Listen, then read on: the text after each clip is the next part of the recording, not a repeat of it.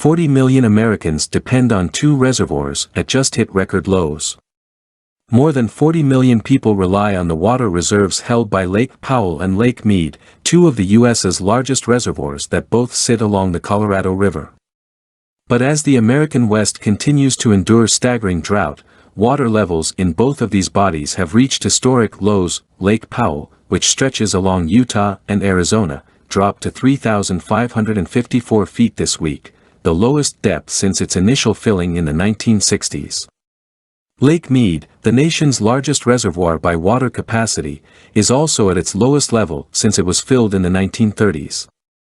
It's currently at a depth of 1,067 feet, holding just 1/3 of its potential capacity. Water availability for those living in areas of drought is not the only thing at stake.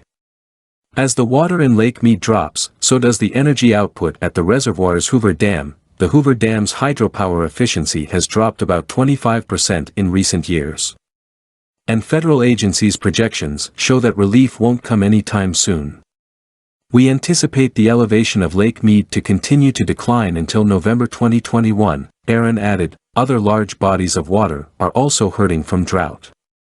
Great Salt Lake reached historic lows, dropping to 4,191 feet last week. The lake hasn't been this low since 1963, according to a US Geological Survey statement.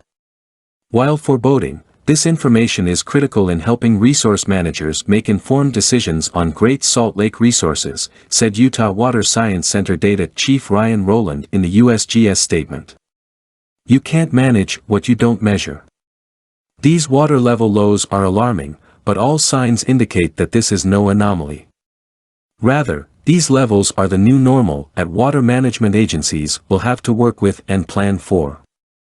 Continued water shortages mean that governments and agencies will need to think of new strategies to both minimize water consumption and preserve current reservoir levels. Desalination is the process of removing mineral components from saltwater to produce potable water for drinking and farming needs. While effective, it would likely double the costs of water bills. The western U.S. has been in near-perpetual drought for more than 2 decades now, what some scientists call a megadrought. As of July 20th, the most up-to-date information available, more than 99% of the West is experiencing drought in some form, with more than 85% experiencing severe to exceptional levels.